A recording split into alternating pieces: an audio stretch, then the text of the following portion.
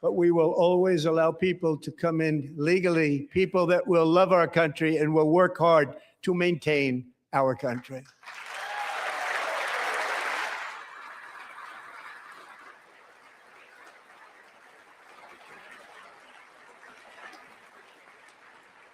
The flow of deadly fentanyl across our border is down by a record 56% in 1 year.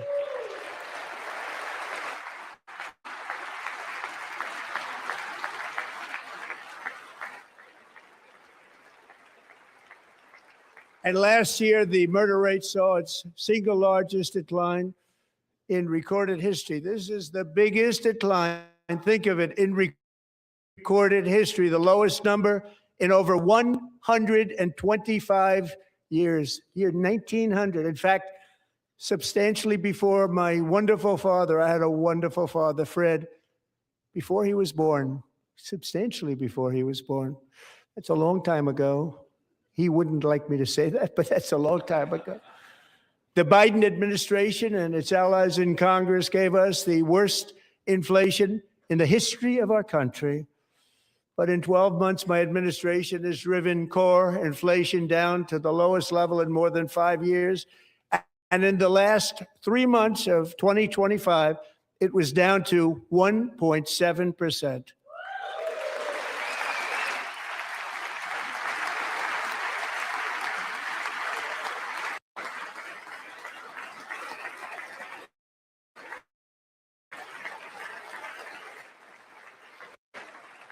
Gasoline, which reached a peak of over $6 a gallon in some states under my predecessor, it was quite honestly a disaster, is now below $2.30 a gallon in most states, and in some places, $1.99 a gallon. And when I visited the great state of Iowa just a few weeks ago, I even saw $1.85 a gallon for gasoline.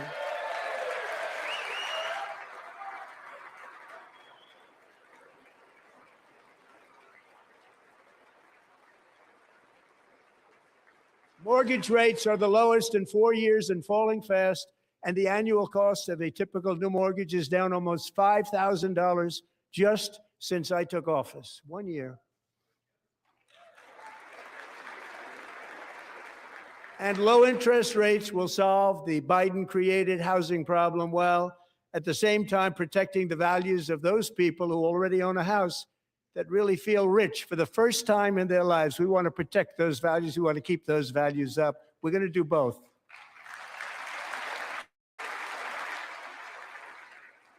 And we are going to keep it that way. The stock market has set 53 all-time record highs since the election. Think of that, 1 year. Boosting pensions, 401ks, and retirement accounts for the millions and millions of Americans. They're all gaining. Everybody's up, way up. In 4 long years, the last administration got less than $1 trillion in new investment in the United States. And when I say less, substantially less. In 12 months, I secured commitments for more than $18 trillion pouring in from all over the globe.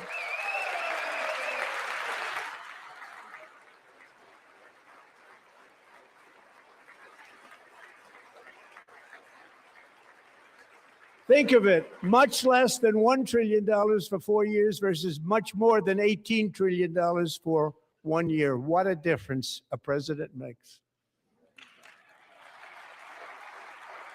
A short time ago, we were a dead country. Now we are the hottest country anywhere in the world, the hottest.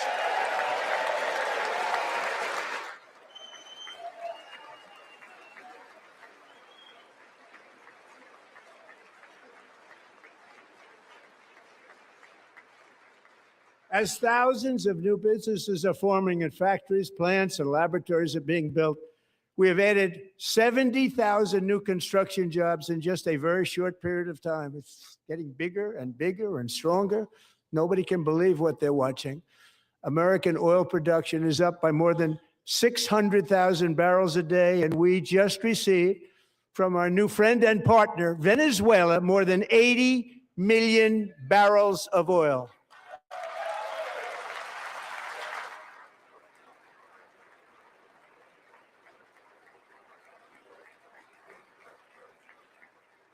American natural gas production is at an all-time high because I kept my promise to drill, baby, drill.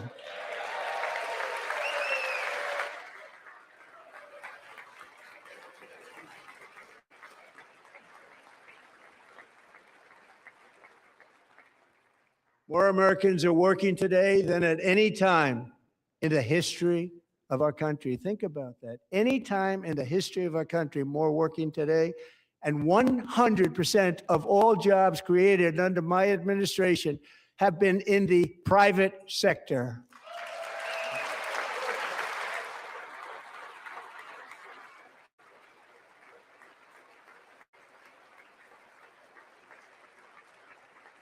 We ended DEI in America.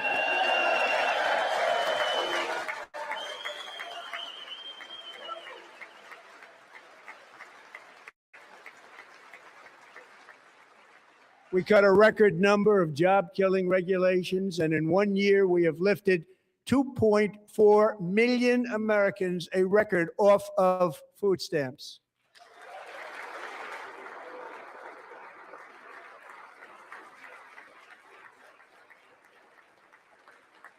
And for all of these reasons, I say tonight, members of Congress, the state of our union is strong.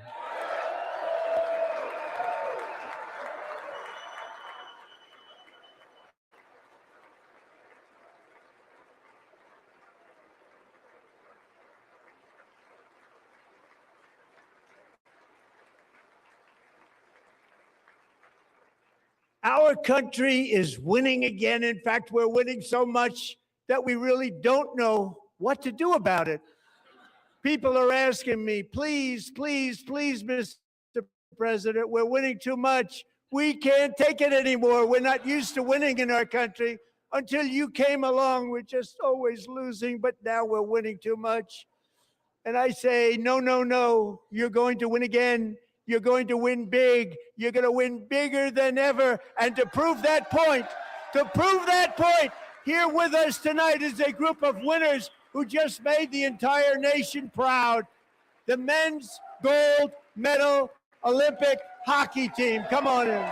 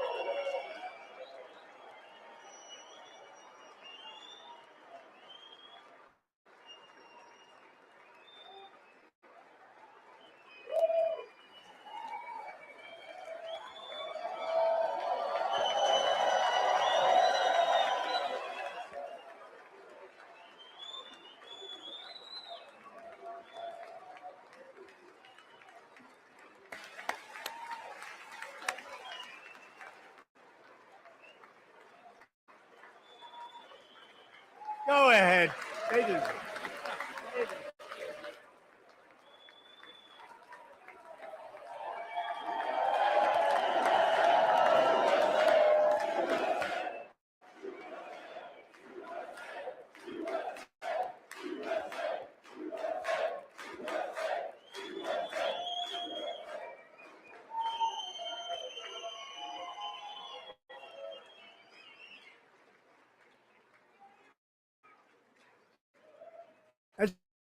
It's the first time I've ever seen them get up.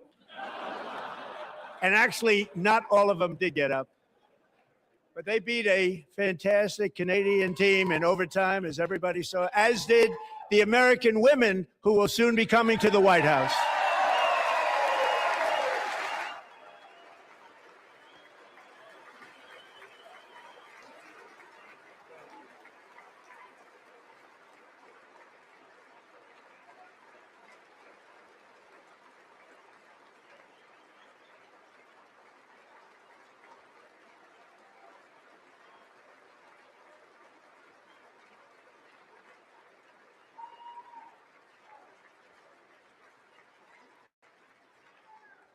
They were in the Oval Office before. And I just want to say a second very big congratulations to Team USA. But I have to say that, and I told them this, and we took a vote of the team. I said, anybody votes no, I'm not doing it. So they stood there and they weren't about to say no, because I've never seen a goaltender play as well as goalie Connor Hellebuck.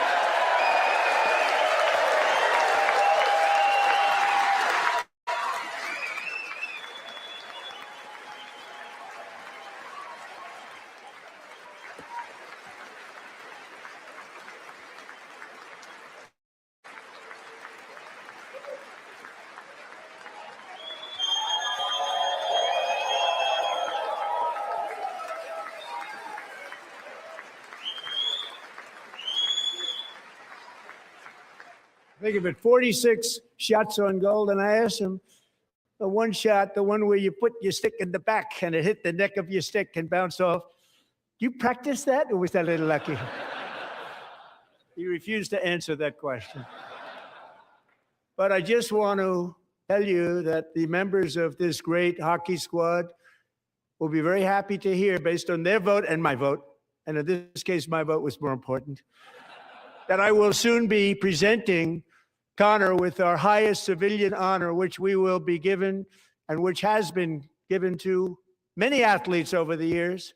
But when I say many, not too many, like 12, it's called the highest civilian honor in our country, the Presidential Medal of Freedom.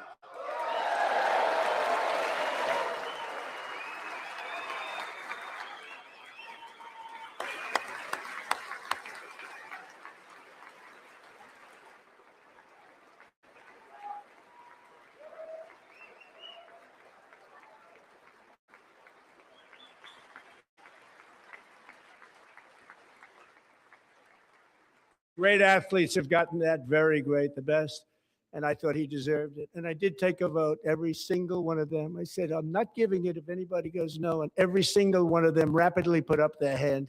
So I want to thank you. What a special job you did. What special champions you are. Thank you very much.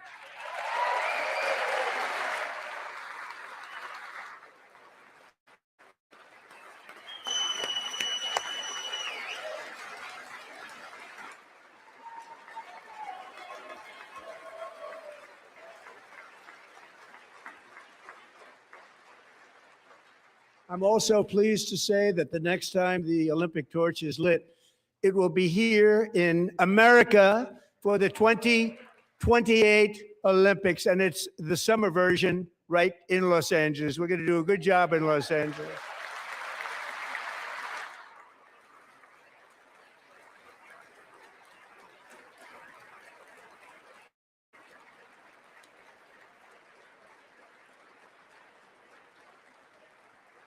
And Los Angeles is going to be safe, just like Washington, D.C. is now one of the safest cities in the country.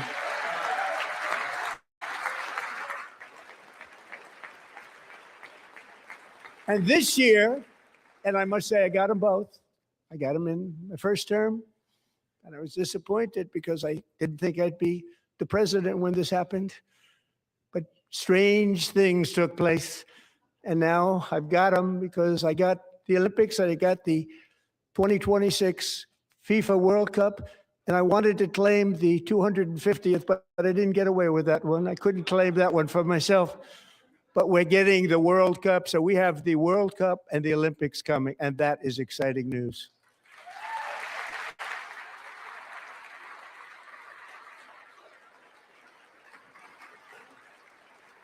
So this will be a year to celebrate our country and the heroes who have kept it free.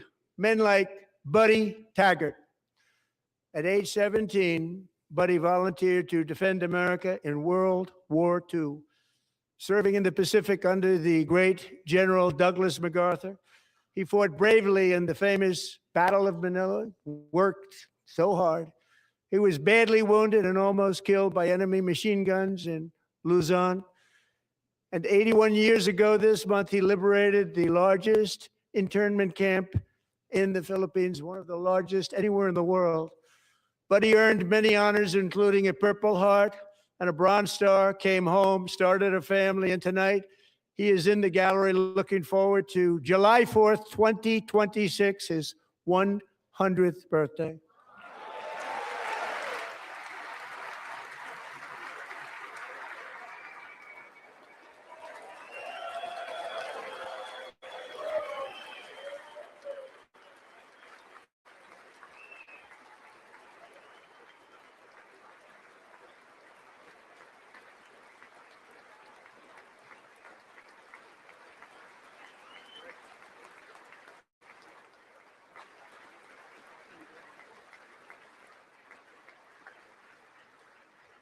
So, buddy, you're a brave man, and we salute you.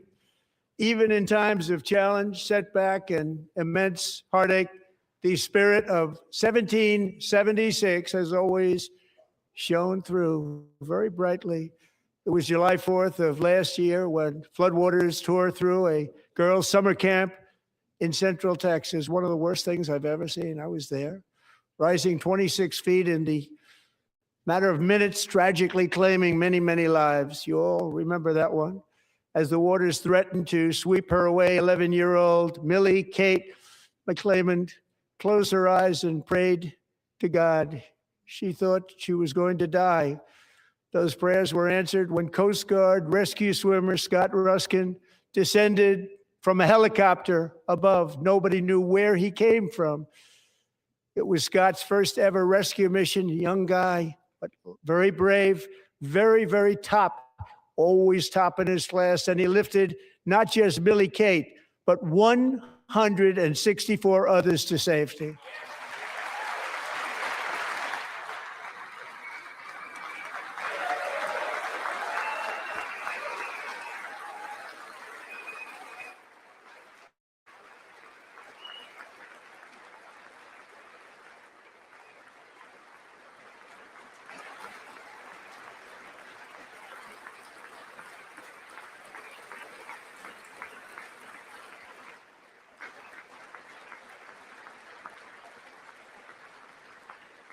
People watched Scott from a distance, and they couldn't believe what they were seeing. The winds were blowing, the rain was pouring, everything was going, and that rapid water, nobody's ever seen anything like it. They said, wow, that's something.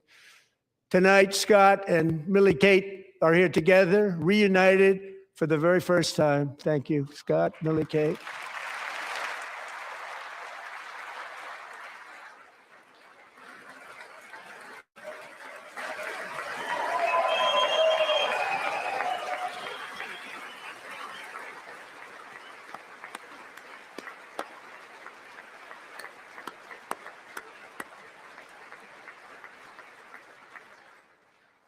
And Petty Officer Ruskin, I'm pleased to inform you that I am now awarding you the Legion of Merit for extraordinary heroism, which is what it was, extraordinary heroism. Thank you.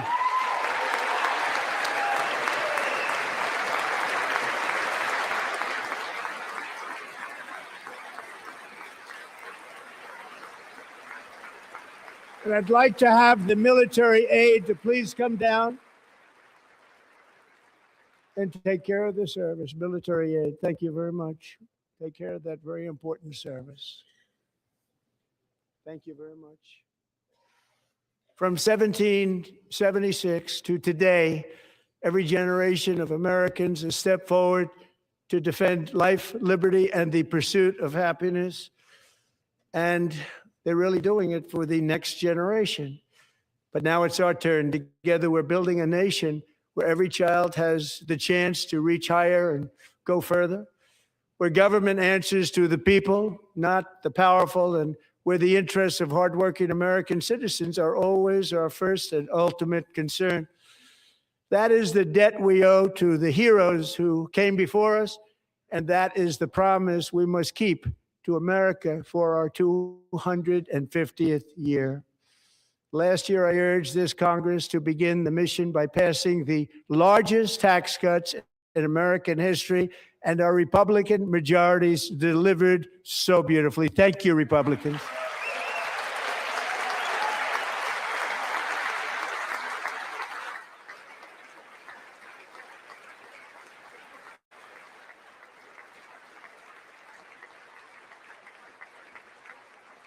All Democrats, every single one of them, voted against these really important and very necessary massive tax cuts.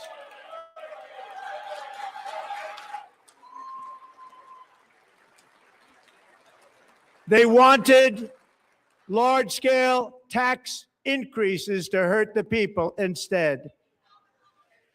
But we held strong, and with the great, big, beautiful bill, we gave you no tax on tips, no tax on overtime, and no tax on Social Security for our great seniors.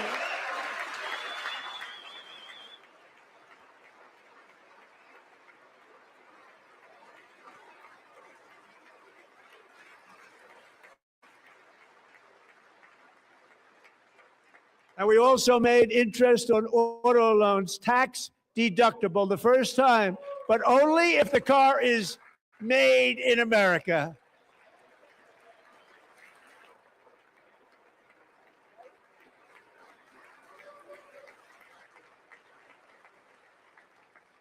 Recently in Pennsylvania, I met Megan Hemhauser, a devoted mom who's homeschools her children, beautiful, 2 children, during the day while waiting tables at night as her husband works overtime operating very heavy equipment. Megan is here this evening, and she's happy to tell you that she is so much richer because with no tax on tips, no tax on overtime, and our expanded child tax credit done again by Republicans, Megan and her husband will take home more than $5,000 extra just for the year, cutting her tax bill in more than half.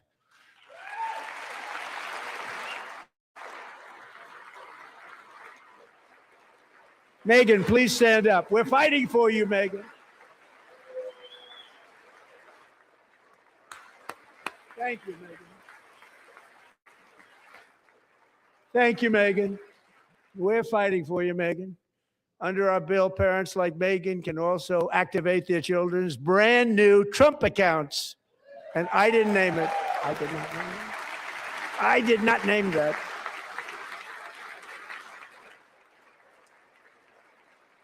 Nobody believes me, but I did not name it. It was named by a very tall man sitting right there in the third row.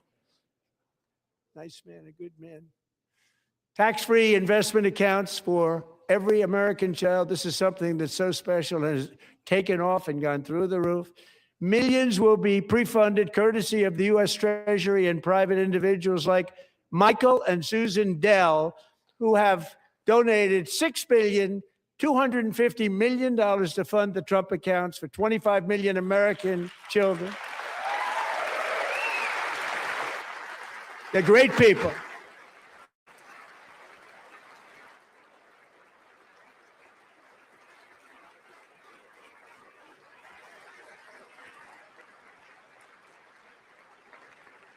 You know, I asked Michael Dell, how do you make all that money? He said, well, I just sat on my dorm in school and I made computers and I'd sell them to people. And I just kept selling and selling and selling. And pretty amazing story. That's called the American dream. He sold a lot of computers, a lot of those laptops. So I congratulate him on that. But I really thank him and Susan, as well as others like Brad Gerstner, a very tremendous guy. He was behind it right from the beginning. Brad Gerstner. Thank you, Brad.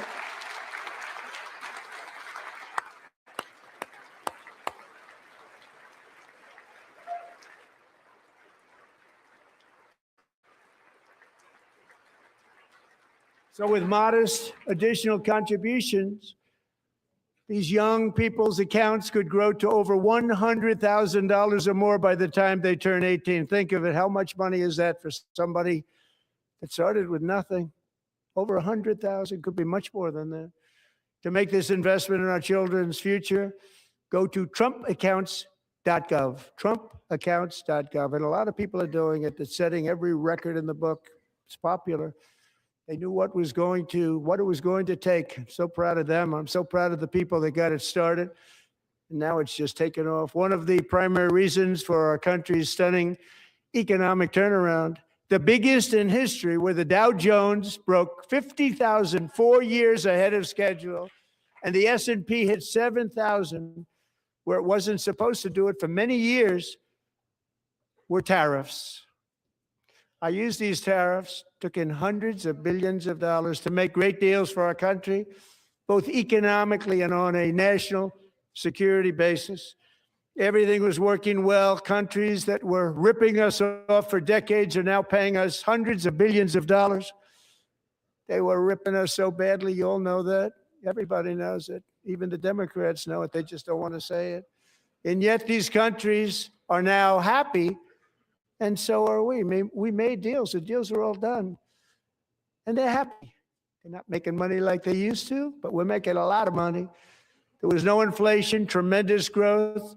And the big story was how Donald Trump called the economy correctly, and 22 Nobel Prize winners in economics didn't. They got it totally wrong. They got it really wrong. And then just 4 days ago, an unfortunate ruling from the United States Supreme Court. It just came down. It came down. Very unfortunate ruling. But the good news is that almost all countries and corporations want to keep the deal that they already made, right, Scott?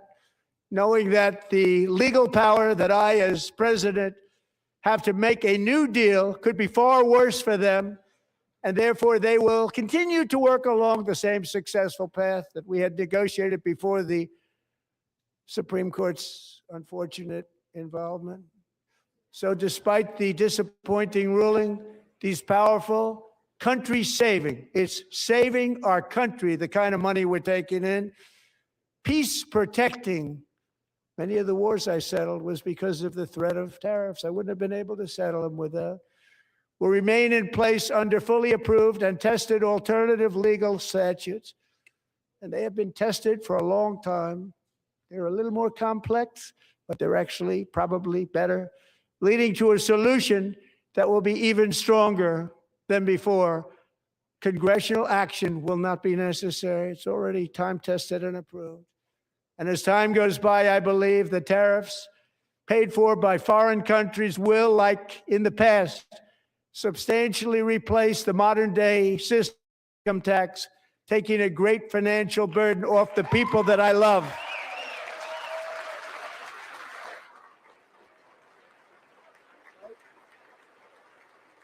Right?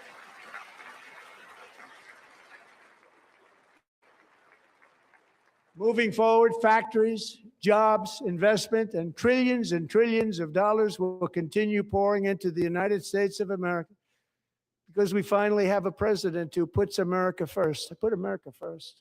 I love America.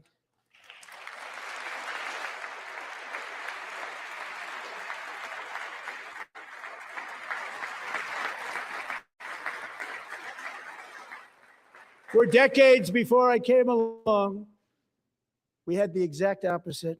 From trade to healthcare, from energy to immigration, everything was stolen and rigged in order to drain the wealth out of the productive, hardworking people who make our country great, who make our country run. Under Biden and his corrupt partners in Congress and beyond, it reached a breaking point with the Green New scam, open borders for everyone. They poured in by the millions and millions from prisons, from mental institutions. They were murderers, 11,888 murders. They came into our country. You allowed that to happen. And record-setting inflation that cost the typical family $34,000 in just a speck of time. Now, the same people in this chamber who voted for those disasters suddenly used the word affordability, a word, they just used it. Somebody gave it to them, knowing full well that they caused and created the increased prices that all of our citizens had to endure. You caused that problem. You caused that problem.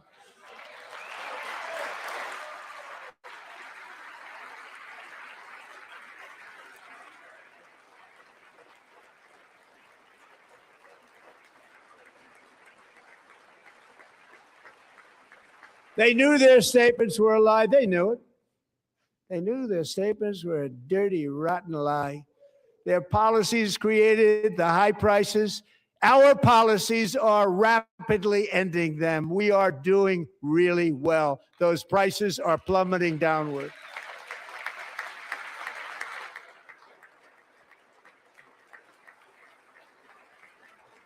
The price of eggs is down 60%. Madam Secretary, thank you. The cost of chicken, butter, fruit, hotels, automobiles, rent is lower today than when I took office by a lot. And even beef, which was very high, is starting to come down significantly. Just hold on a little while. We're getting it down. And soon you will see numbers that few people would think were possible to achieve just a short time ago. Nobody can believe when they see the kind of numbers, and especially energy, when they see energy going down to numbers like that, they cannot believe it. It's like another big tax cut. I'm also confronting one of the biggest ripoffs of our times, the crushing cost of health care caused by you. Since the passage of the Unaffordable Care Act, sometimes referred to as Obamacare, big insurance company has gotten rich. It was meant for the insurance companies, not for the people. With our government giving them hundreds and hundreds of billions of dollars a year as their stock prices soared 1,000, 1,200, 1,400, and even 1,700%, like nothing else. That's why I introduced the great healthcare plan. I want to stop all payments to big insurance companies and instead give that money directly to the people so they can buy their own health care, which will be better health care at a much lower cost.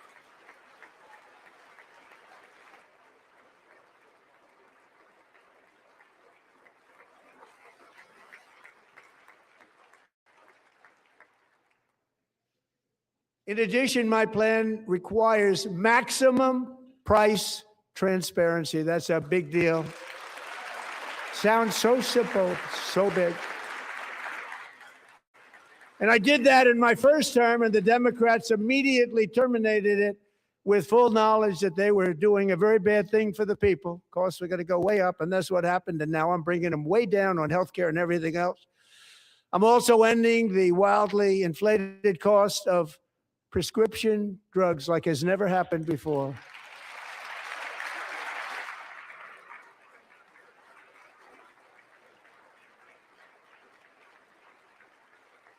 Other presidents tried to do it, but they never could. They tried. Most didn't try, actually. But they tried. They said they tried. They couldn't do it. They didn't even come close. They were all talk and no action, but I got it done. Under my just enacted most favored nation agreements, Americans who have for decades paid by far the highest prices of any nation anywhere in the world for prescription drugs will now pay the lowest price anywhere in the world for drugs. Anywhere, the lowest price.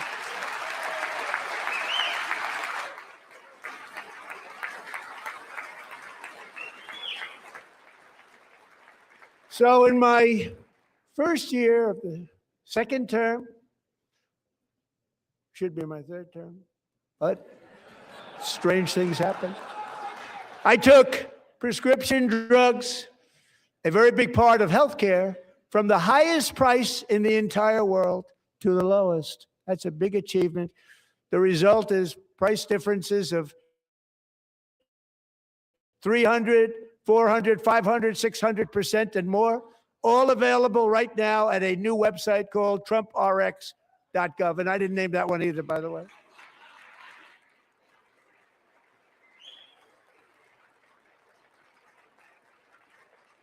And here tonight is the very first customer ever to get that big discount, and it is big, Catherine Rayner. For 5 years, she and her husband have struggled with infertility, and they turned to IVF. One drug has been costing Catherine $4,000 to purchase.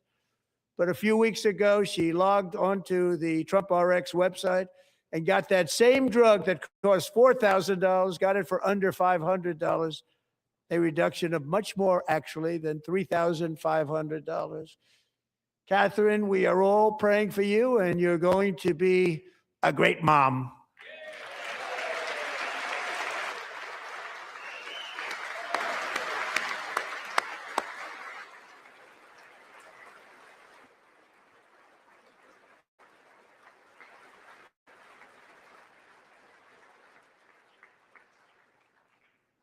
So now I'm calling on Congress to codify my most favored nation program into law. Now, the one thing I'm not sure it matters because it's going to be very hard for somebody that comes along after me to say, let's raise drug prices by 700 or 800%. But John and Mike, if you don't mind, codify it anyway. They may do it. Codify it anyway. Thank you. Many Americans are also concerned that energy demand from AI data centers could unfairly drive up their electric utility bills. Tonight, I'm pleased to announce that I have negotiated the new Ratepayer Protection Pledge. You know what that is? We're telling the major tech companies that they have the obligation to provide for their own power needs. They can build their own power plants as part of their factory so that no one's prices will go up. And in many cases, prices of electricity will go down for the community and very substantially down. This is a unique strategy never used in this country before. We have an old grid. It could never handle the kind of numbers, the amount of electricity that's needed. So I'm telling them they can build their own plant. They're going to produce their own electricity. It will ensure the company's ability to get electricity while at the same time lowering prices of electricity for you, and could be very substantial for all of you cities and towns. You're going to see some good things happen over the next number of years. Another pillar of the American dream that has been under attack is home ownership. With us tonight is Rachel Wiggins, a mom of two from Houston. She placed bids on 20 homes and lost all of those bids to gigantic investment firms that bypassed inspection, paid all cash, and turned those houses into rentals, stealing away her American dream. She was devastated. Stories like this are why last month I signed an executive order to ban large Wall Street investment firms from buying up in the thousands single-family homes.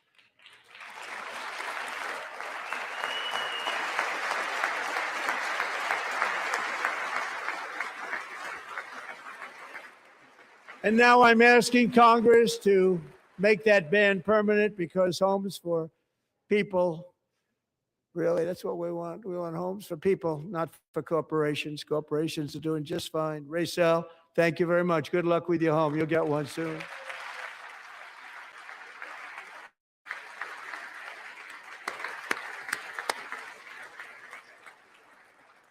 We're also working to make it easier for Americans to save for retirement.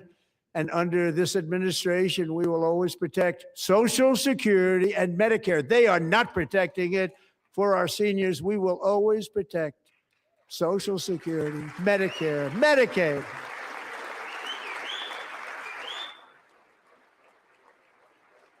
Since I took office, the typical 401k balance is up by at least $30,000. That's a lot of money. We have millions and millions of people, because the stock market has done so well, setting all those records. Your 401ks are way up. Yet half of all of working Americans still do not have access to a retirement plan with matching contributions from an employer. To remedy this gross disparity, I'm announcing that next year my administration will give these often forgotten American workers, great people, the people that built our country, access to the same type of retirement plan offered to every federal worker. We will match your contribution with up to $1,000 each year. As we ensure that all Americans can profit from a rising stock market, let's also ensure that members of Congress cannot corruptly profit from using insider information.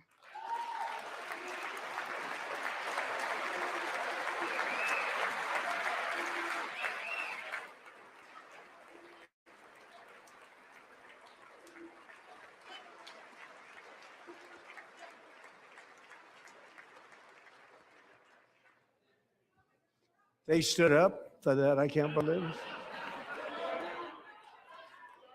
I can't believe it.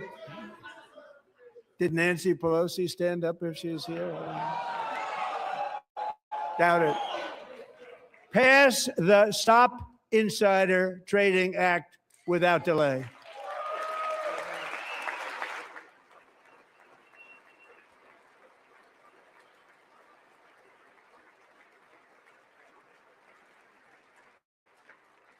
I wasn't sure if anybody even on this side was going to applaud for that. I'm very impressed. Thank you. I'm very impressed. But when it comes to the corruption that is plundering, it's plundering America.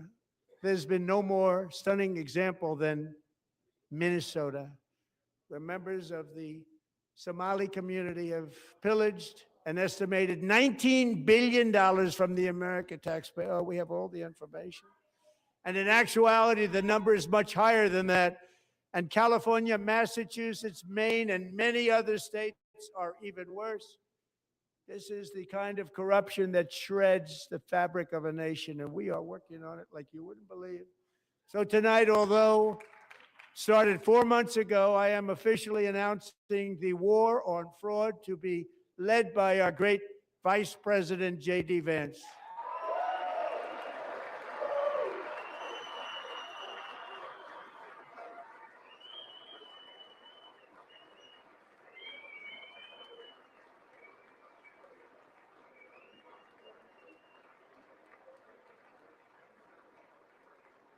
He'll get it done. Find enough of that fraud, we will actually have a balanced budget overnight. It'll go very quickly. That's the kind of money you're talking about. We'll balance our budget. The Somali pirates who ransacked Minnesota remind us that there are large parts of the world where corruption and lawlessness are the norm, not the exception. Importing these cultures through unrestricted immigration and open borders brings us problems right here to the USA. And it is the American people who pay the price in higher medical bills, car insurance rates, rent, taxes, and perhaps most importantly, crime. We will take care of this problem. We're going to take care of this problem. We are not playing games. Delilah.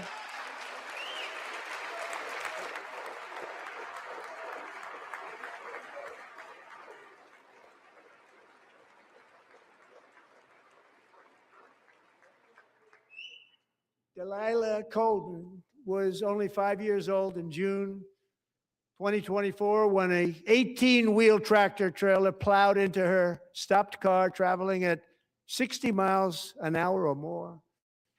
The driver was an illegal alien let in by Joe Biden and given a commercial driver's license by open borders politicians in California.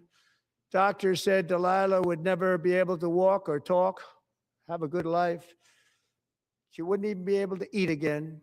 But against all odds, she is now in the first grade learning to walk.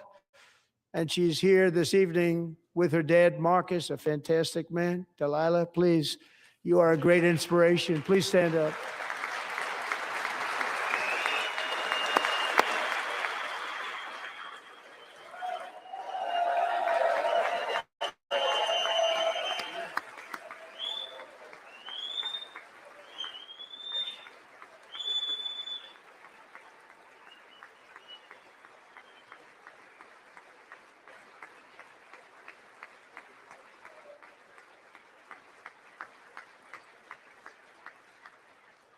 Thank you, Delilah. Many, if not most, illegal aliens do not speak English and cannot read even the most basic road signs as to direction, speed, danger, or location. That's why tonight I'm calling on Congress to pass what we will call the Delilah Law, barring any state from granting commercial driver's licenses to illegal aliens.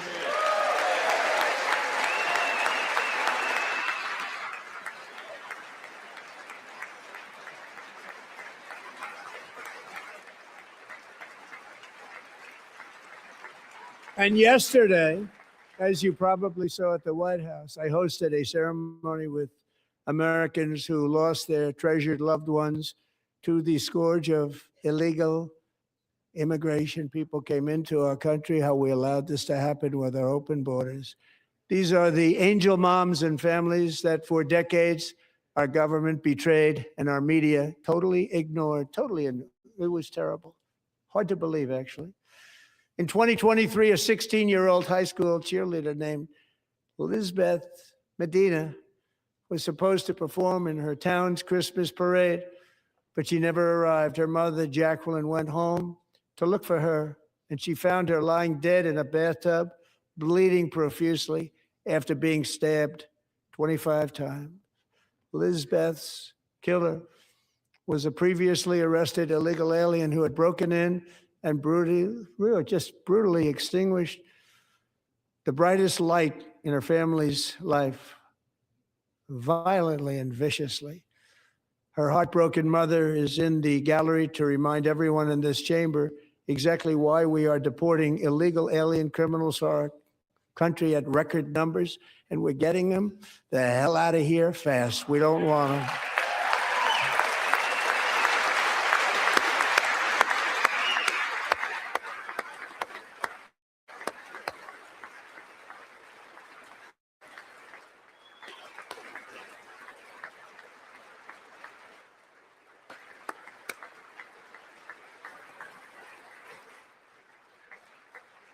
Thank you very much, Jacqueline. Thank you. We can never forget that many in this room not only allowed the border invasion to happen before I got involved, but indeed they would do it all over again if they ever had the chance. If they ever got elected, they would open up those borders to some of the worst criminals anywhere in the world. The only thing standing between Americans and a wide open border right now is President Donald J. Trump and our great Republican patriots in Congress. Thank you. Thank you.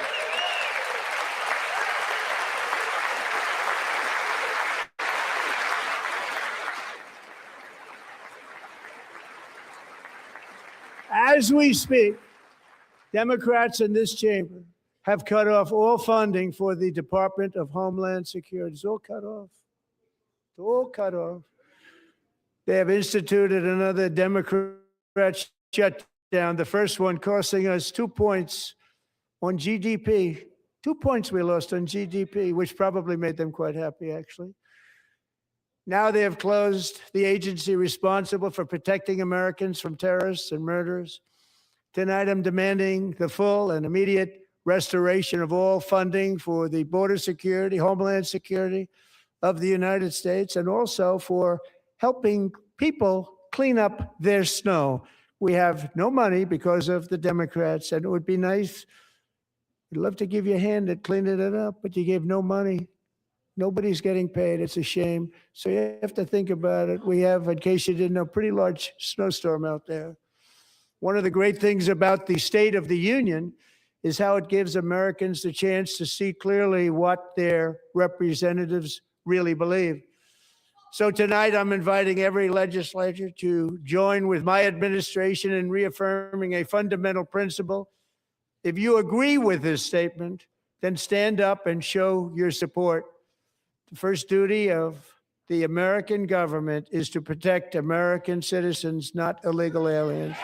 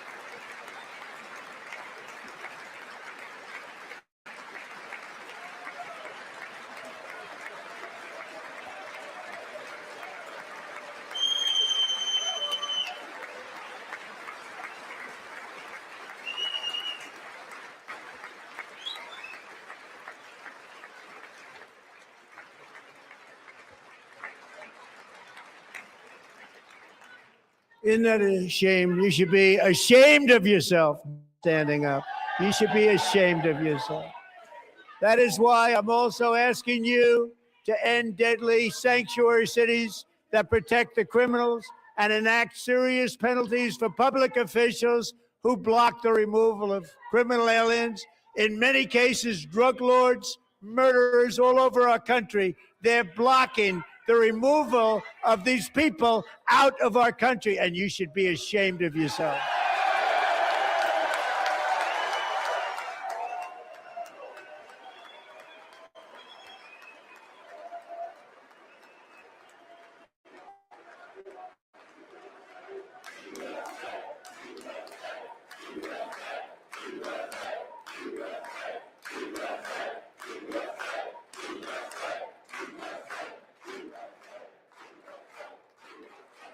And perhaps most importantly, I'm asking you to approve the Save America Act.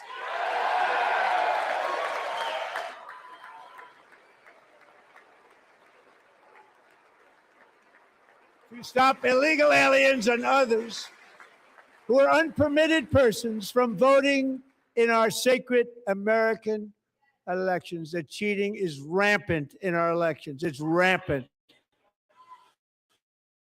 It's very simple. Voters must show voter ID.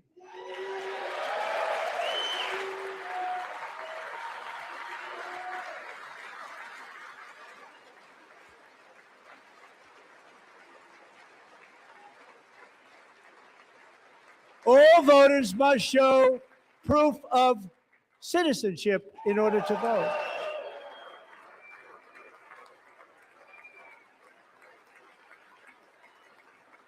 And no more crooked mail-in ballots except for illness, disability, military, or travel. None. And this should be an easy one. And by the way, it's polling at 89%, including Democrats, 89%.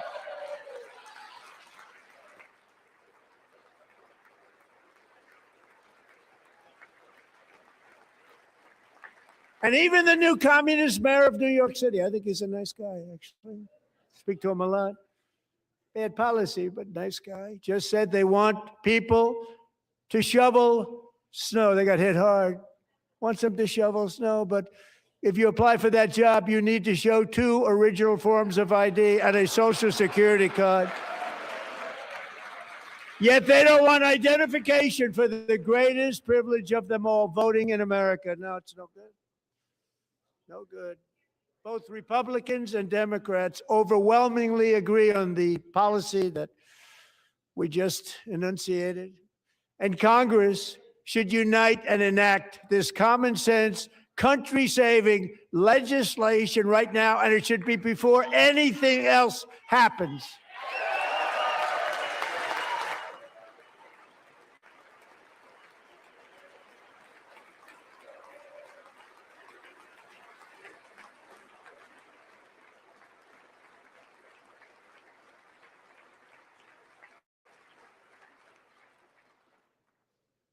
And the reason they don't want to do it, why would anybody not want voter ID? One reason, because they want to cheat. There's only one reason.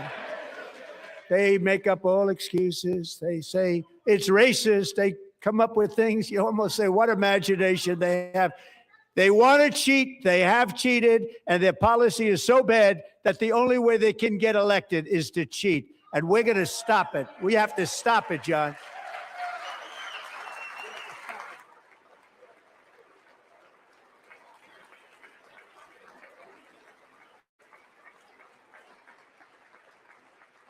And here is one more opportunity to show common sense in government. In the gallery tonight are Sage Blair and her mother, Michelle. In 2021, Sage was 14 when school officials in Virginia sought to socially transition her to a new gender, treating her as a boy and hiding it from her parents. Hard to believe, isn't it? Before long, a confused Sage ran away from home after she was found in a horrific situation in Maryland A left-wing judge refused to return Sage to her parents because they did not immediately state that their daughter was their son. Sage was thrown into an all-boys state home and suffered terribly for a long time. But today, all of that is behind them because Sage is a proud and wonderful young woman with a full-ride scholarship to Liberty University. Sage and Michelle, please stand up.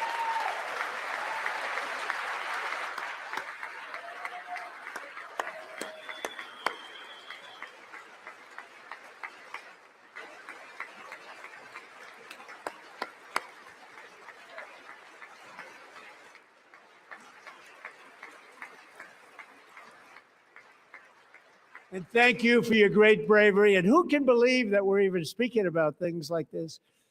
15 years ago, if somebody was up here and said that, they'd say, what's wrong with him? But now we have to say it because it's going on all over numerous states without even telling the parents.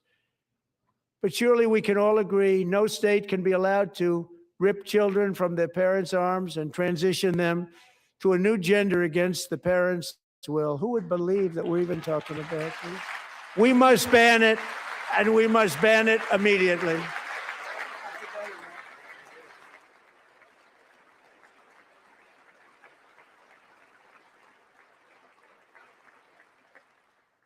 Look, nobody stands up. These people are crazy. I'm telling you, they're crazy.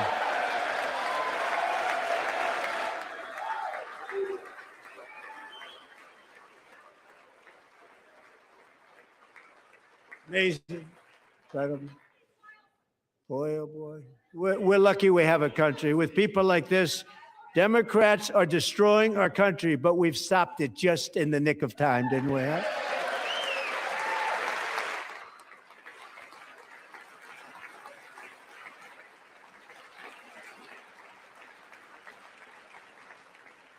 No one cares more about protecting America's youth than our wonderful First Lady, now a movie star. She's a movie star. Can you believe it?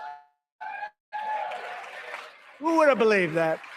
This year, she has had an incredible impact championing AI legislation, advancing a landmark executive order on foster care, and helping secure $30 million to launch the Melania Trump Foster Youth to Independence Initiative. It's a tremendous, really a tremendous thing that happened and had a lot of bipartisan support. She gets much better bipartisan support than I do. I get none. She gets a lot. Someday you're going to have to tell me how you did that. And students and educators in every state have joined the First Lady's efforts in the presidential AI challenge, keeping America's next generation positioned to succeed and strongly succeed in the future. Tonight, we welcome two young people whose lives reflect the First Lady's impact, Sierra Burns and Everest Nevermont. Thank you both. And Melania, thank you. I know how hard you worked on it. Thank you very much.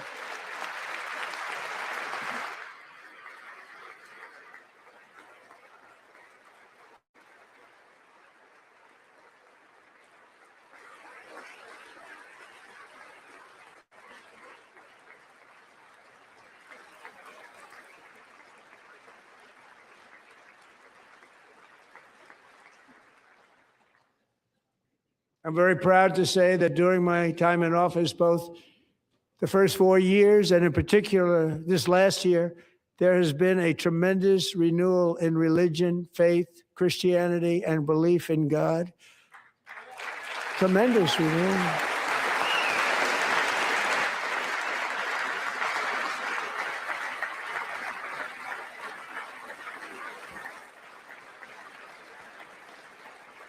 This is especially true among young people, and a big part of that had to do with my great friend, Charlie Kirk, a great guy, great man.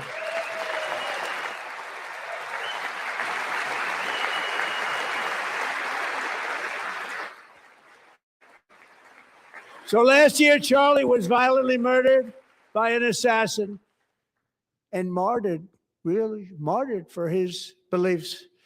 His wonderful wife, Erica, is with us tonight. Erica, please stand.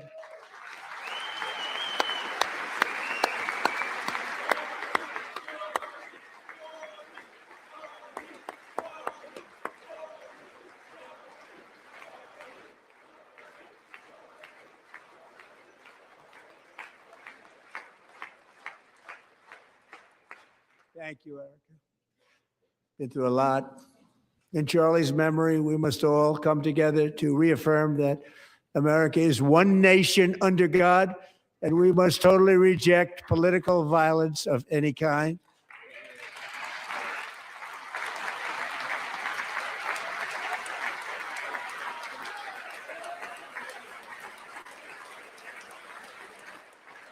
We love religion, and we love bringing it back, and it's coming back at levels that nobody actually thought possible. It's really a beautiful thing to see. Above all, unleashing America's promise requires keeping our communities safe. We have made incredible strides, yet dangerous repeat offenders continue to be released by pro-crime Democrat politicians again and again. We are honored to be joined tonight by a woman who's been through hell, Anya Zaretska. In 2022, she and her beautiful daughter, so beautiful, what a beautiful young woman, Irina, fled war-torn Ukraine to live with relatives near Charlotte, North Carolina. And by the way, what's going on with Charlotte? Last summer, 23-year-old Irina was riding home on the train when a deranged monster who had been arrested over a dozen times and was released through no cash bail, stood up and viciously slashed a knife through her neck and body. No one will ever forget there were people on that train. No one will ever forget the expression of terror on Irina's face as she looked up at her attacker in the last seconds of her life. She died instantly.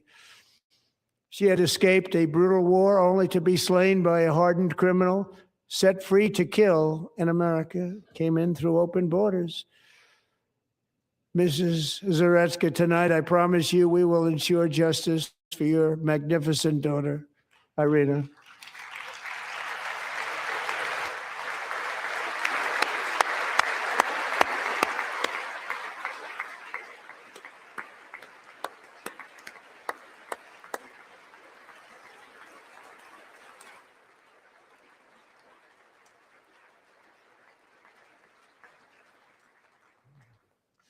How do you not stand? How do you not stand? I'm asking this Congress to pass tough legislation to ensure that violent and dangerous repeat offenders are put behind bars, and importantly, that they stay there.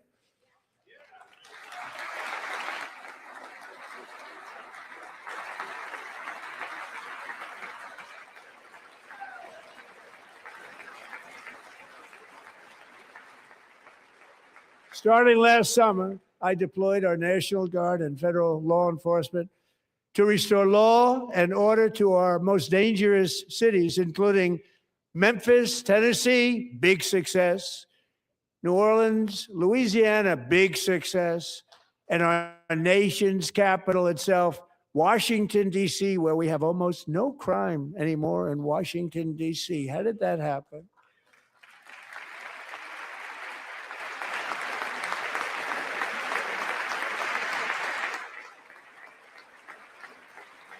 In fact, crime in Washington is now at the lowest level ever recorded, and murders in D.C. this January were down close to 100% from a year ago.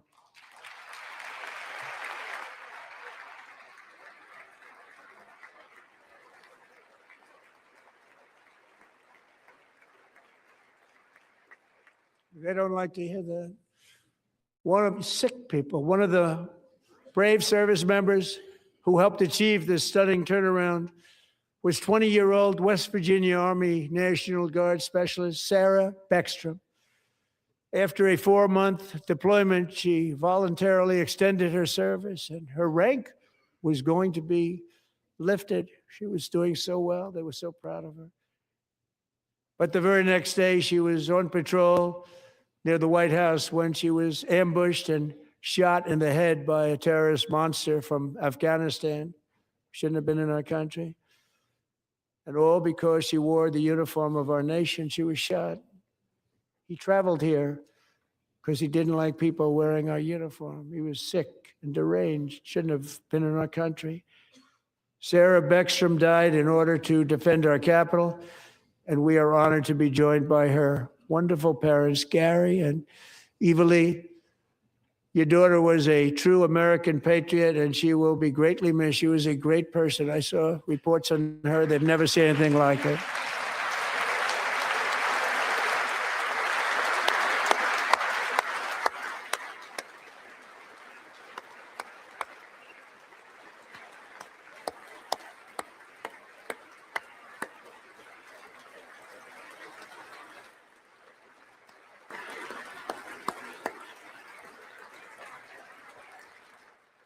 So sorry. Thank you very much. A great young lady. I saw reports that were like, perfect. She was perfect.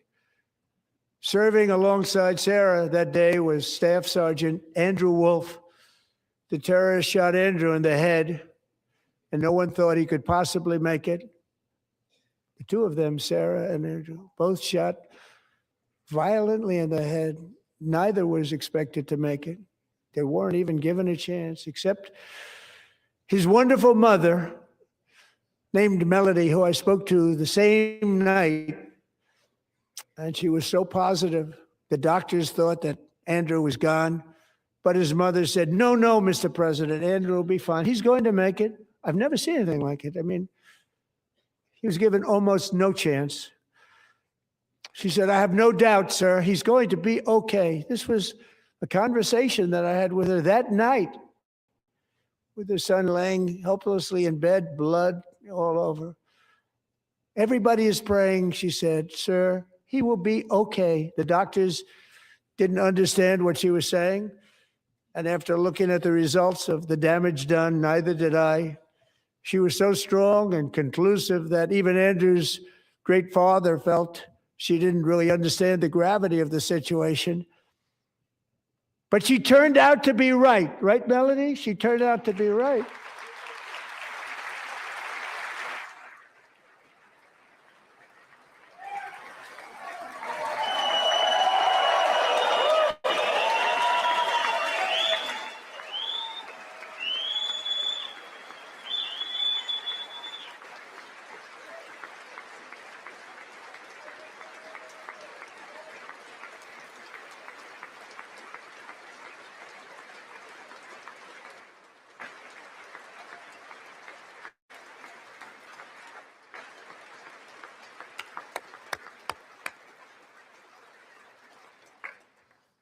Amazing, actually.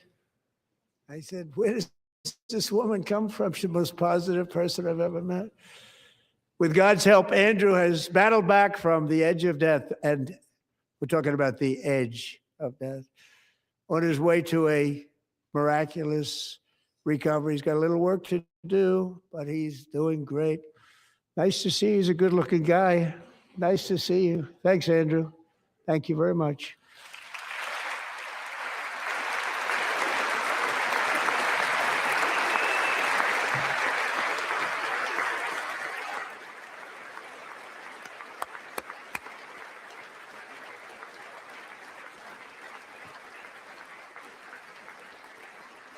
So, Andrew, while you're up, now I'm going to ask a highly respected General James Seward to present Staff Sergeant Andrew Wolf and the great family of President George Washington himself. It's called the Purple Heart.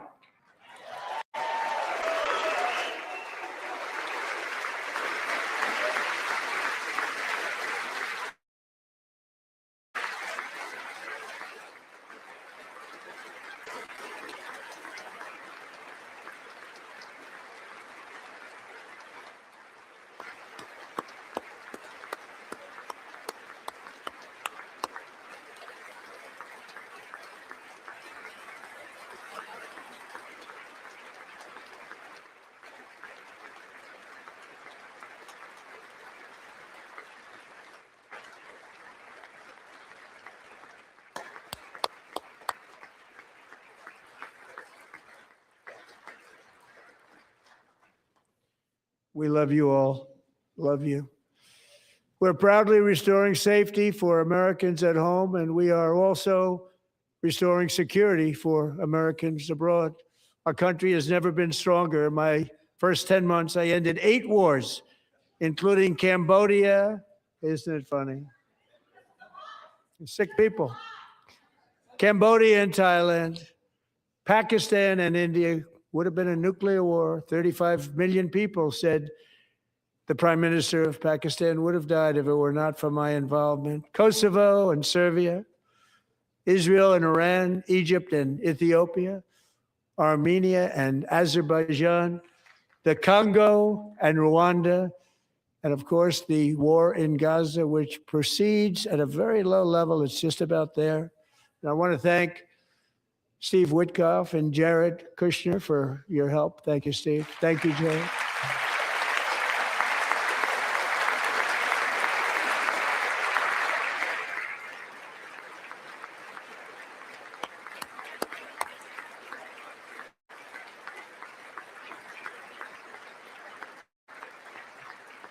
And I also want to thank the man they report to, Secretary of State Marco Rubio. Thank you, Marco.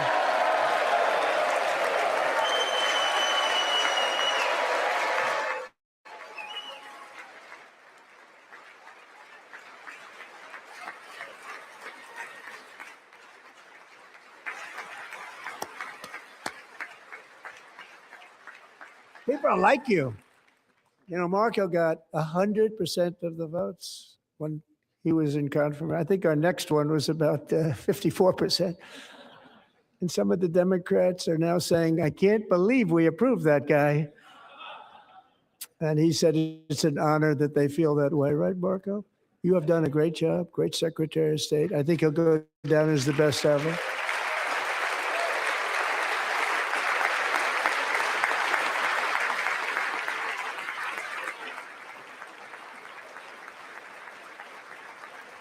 Under the ceasefire I negotiated, every single hostage, both living and dead, has been returned home. Can you believe that?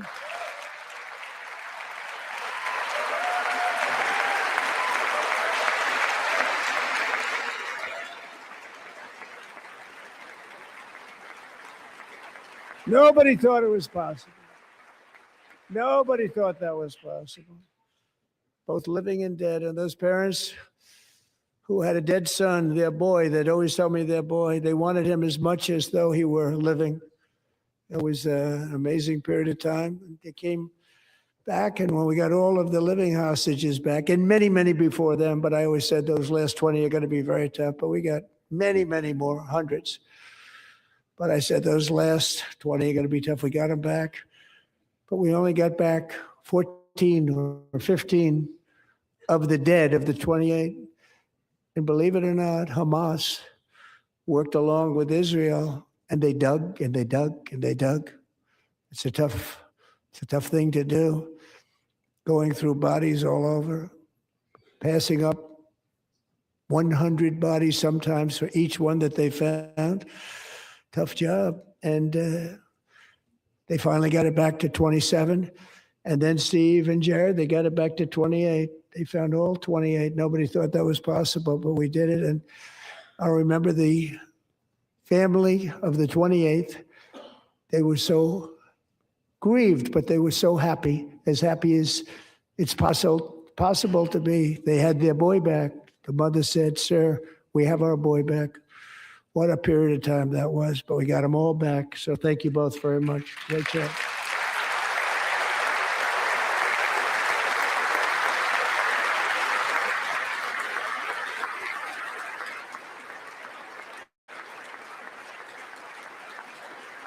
And we're working very hard to end the 9th war, the killing and slaughter between Russia and Ukraine, where 25,000 soldiers are dying each and every month. Think of that, 25,000 soldiers are dying a month. A war which would have never happened if I were president, would have never happened. As president, I will make peace wherever I can, but I will never hesitate to confront threats to America wherever we must. That's why in a breakthrough operation last June, the United States military obliterated Iran's nuclear weapons program with an attack on Iranian soil known as Operation Midnight Hammer.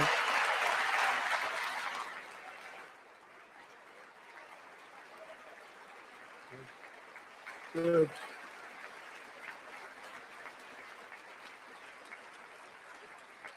For decades, it had been the policy of the United States never to allow Iran to obtain a nuclear weapon.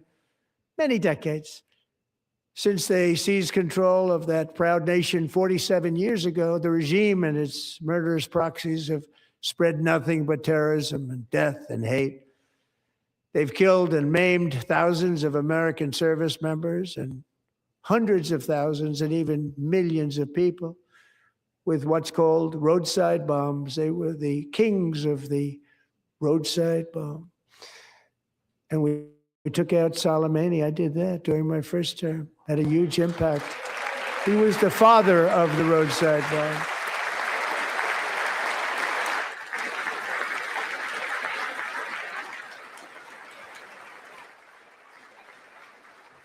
And just over the last couple of months with the protests, they've killed at least, it looks like, 32,000 protests, 32,000 protesters in their own country.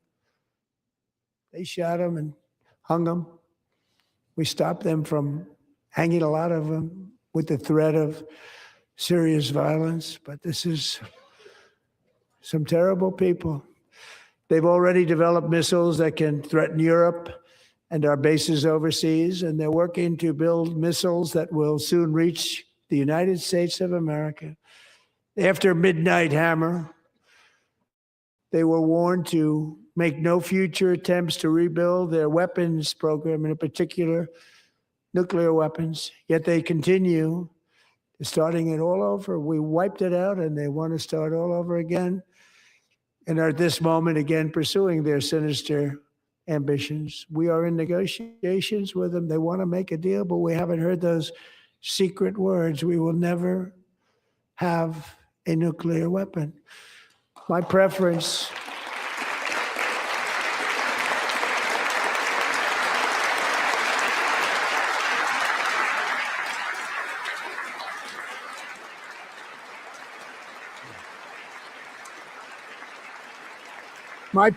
is to solve this problem through diplomacy. But one thing is certain, I will never allow the world's #1 sponsor of terror, which they are by far, to have a nuclear weapon. Can't let that happen.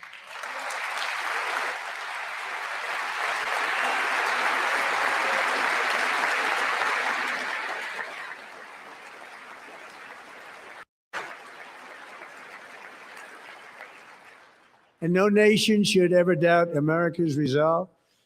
We have the most powerful military on earth. I rebuilt the military in my first term. We're going to continue to do so. Also, we just approved a $1 trillion budget. We have no choice. We have to be strong because hopefully we will seldom have to use this great power that we built together. It's really called peace through strength, and it's been very, very effective.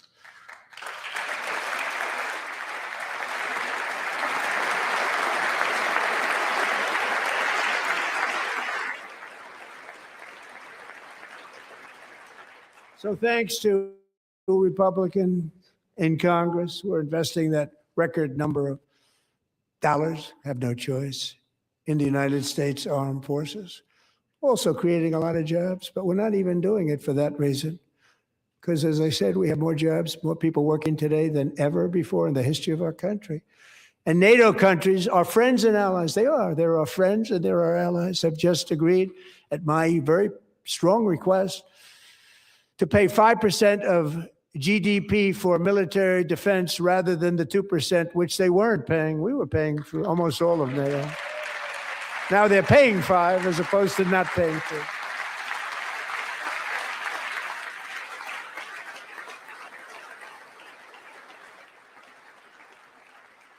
And getting that 5% was something which everyone said would never be done, could not happen. We got it really easily with one meeting. And big difference between 2% that's not paid. We were paying the freight of many of them. Very few were paid up. Now 5%, then they're paid.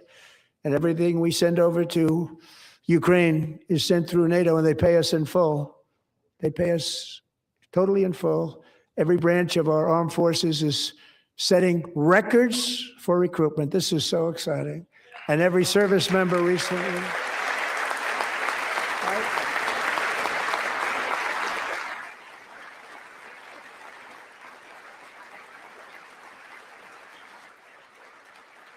And every service member recently received a warrior dividend of $1,776.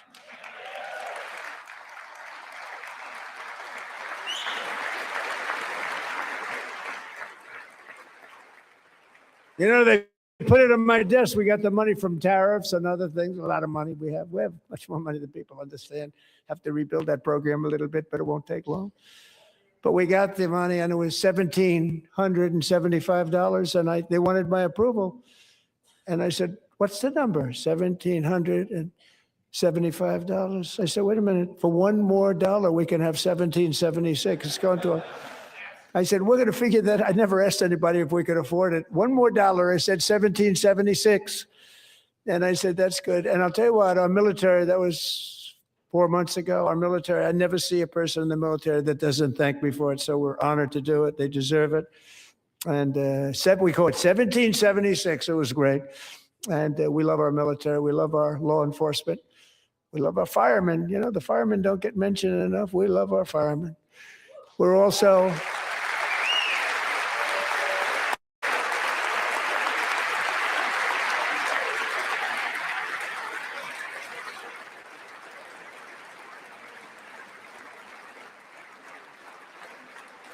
We're also restoring American security and dominance in the Western Hemisphere, acting to secure our national interests and defend our country from violence, drugs, terrorism, and foreign interference. For years, large swaths of territory in our region, including large parts of Mexico, really large parts of Mexico, have been controlled by murderous drug cartels. That's why I designated these cartels as foreign terrorist organizations, and I declared illicit fentanyl as a weapon of mass destruction.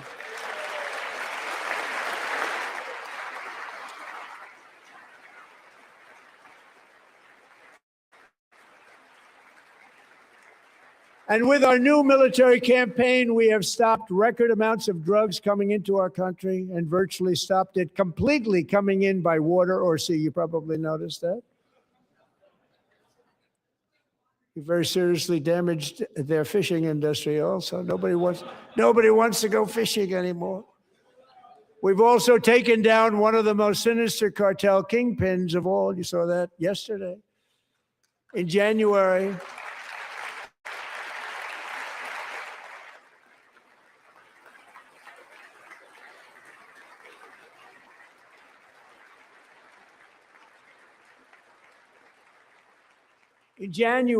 elite American warriors carried out one of the most complex, spectacular feats of military competence and power in world history. No one's seen anything like it. Foreign leaders, I won't tell you who, called me and they said, very impressive, very impressive.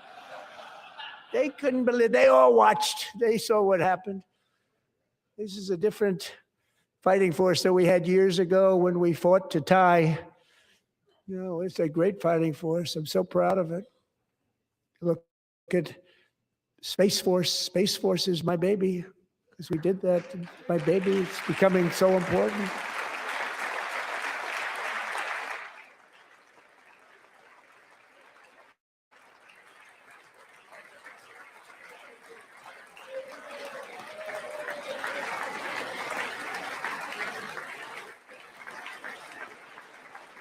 And America's armed forces overwhelmed all defenses and utterly defeated an enemy, good fighters, to end the reign of outlaw dictator Nicolas Maduro and bring him to face American justice.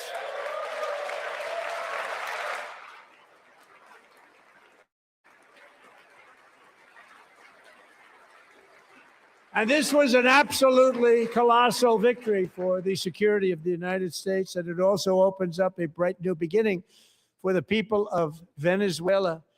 We're working closely with the new president of Venezuela, Delcy Rodriguez, to unleash extraordinary economic gains for both of our countries and to bring new hope to those who have suffered so terribly.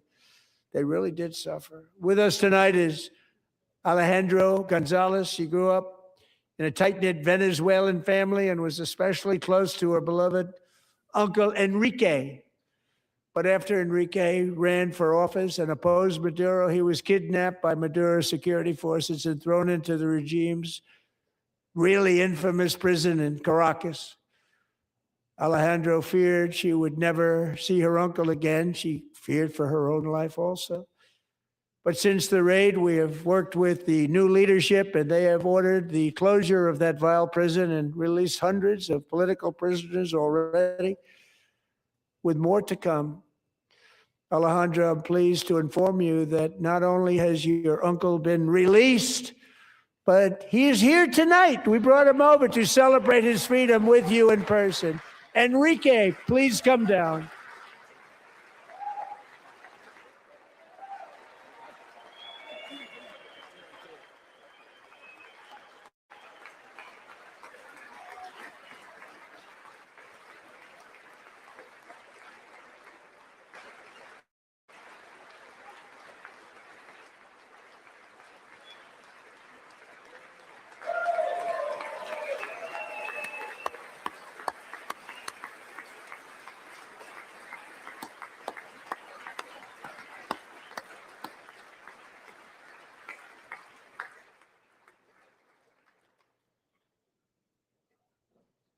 Thank you, Enrique. Have a good time.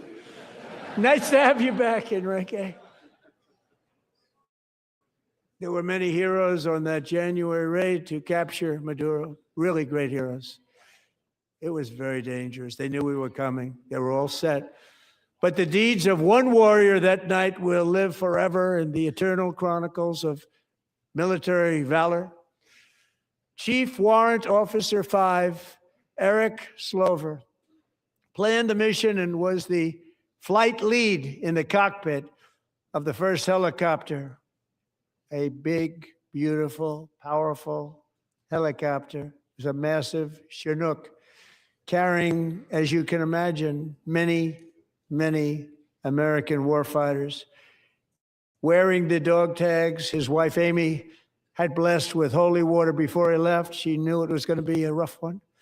Eric steered the Chinook under the cover of night and descended swiftly upon Maduro's heavily protected military fortress. This was a major military installation, protected by thousands of soldiers and guarded by Russian and Chinese military technology. How did that work out? Not too good. While preparing to land, enemy machine guns fired from every angle, and Eric was hit very badly in the leg and hip, one bullet after another. He absorbed 4 agonizing shots, shredding his leg into numerous pieces. And yet, despite the fact that the use of his legs was vital to successful helicopter flight, legs are the most important part of flying a helicopter, to deliver the many commandos who would capture and detain Maduro was the only thing Eric was thinking about. Then, even as he was gushing blood, which was flowing back down the aisle, helicopter lands at a steep angle. The machine guns stood right in front of him. They were right in front of him, 2 machine gunners who escaped the wrath of the previous planes. Eric maneuvered his helicopter with all of those lives and souls to face the enemy and let his gunners eliminate the threat. Turned the helicopter around so the gunners could take care of business, saving the lives of his fellow warriors from what could have been a catastrophic crash deep in enemy territory. Only after safely landing the helicopter with all the warriors aboard in the exact right spot, which was vital to the mission, we probably would have had to maybe cancel the mission if that didn't happen. Eric told his co-pilot, also wounded, but not as gravely, to take over. I'm about ready to pass out. The success of the entire mission and the lives of his fellow warriors hinge on Eric's ability to take the searing pain. It was unbelievable what's happened to his legs of the bullets and keep on flying and landing and People knew what was happening. Everybody in the back of the helicopter knew because they saw the blood pouring down the aisle. Chief Warrant Officer Slover is still recovering from his serious wounds, but I'm thrilled to say that he is here tonight with his wife, Amy, Eric, and Amy. Come on in.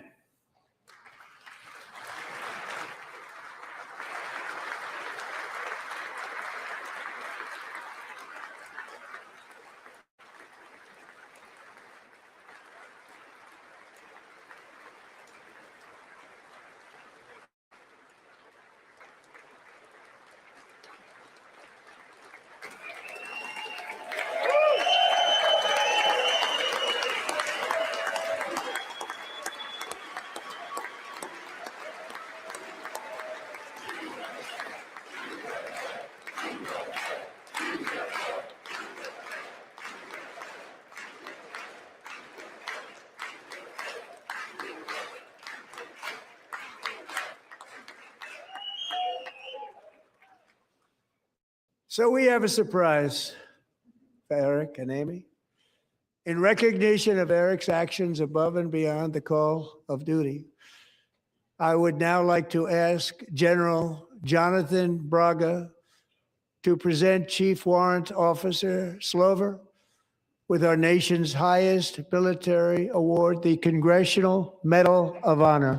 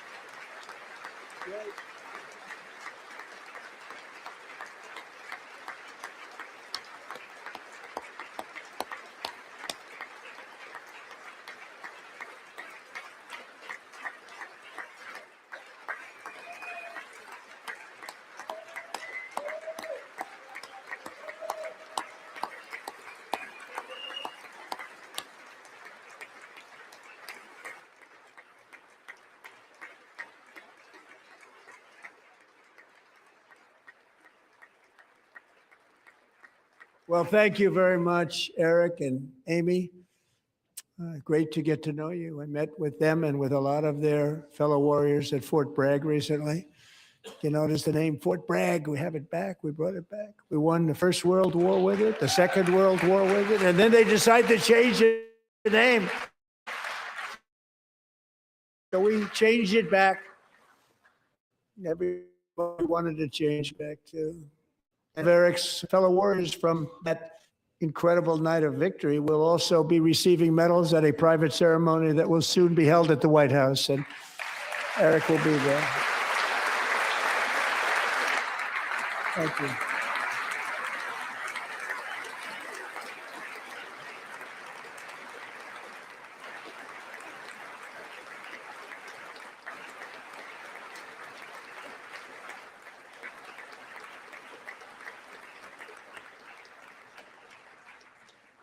Thank you, Eric. That's a big one. Tonight, we've celebrated many truly extraordinary American patriots, but there is one last living legend to honor before we go. He is one more heroic American aviator, Navy fighter pilot. Royce Williams served in World War II, Korea, Vietnam, flying more than 220 missions. In the skies over Korea in 1952, Royce was in the dogfight of a lifetime, legendary dogfight. Flying through blizzard conditions, his squadron was ambushed by 7 Soviet fighter planes.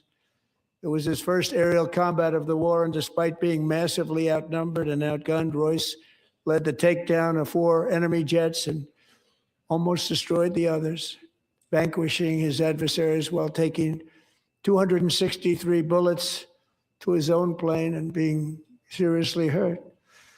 His story was secret for over 50 years. He didn't even want to tell his wife, but the legend grew and grew.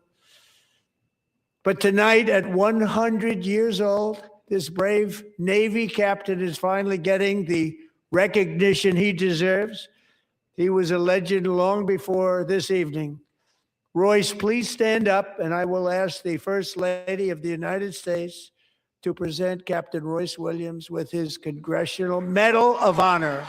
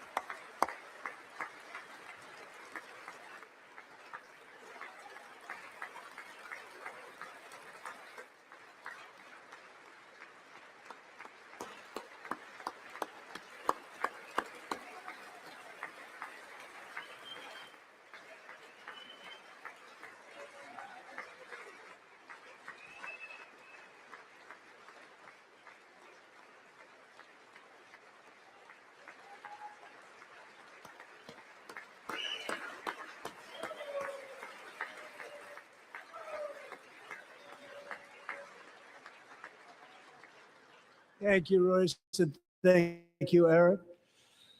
I've always wanted the Congressional Medal of Honor, but I was informed I'm not allowed to give it to myself, and I wouldn't know why I'd be taking it, but if they ever open up that law, I will be there with you someday.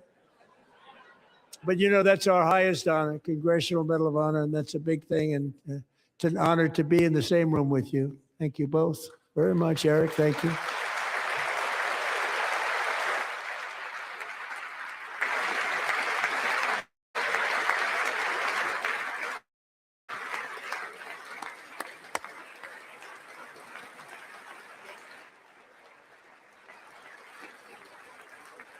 Thank you. 250 years is a long time in the life of a nation, but in another sense, it's really a mere moment in the eye of history.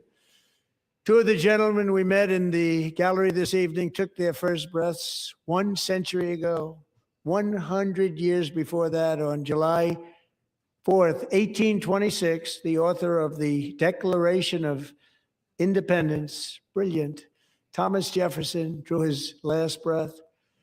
Just a single long human lifespan separates the giants who declared and won our independence from the heroes who stand among us tonight.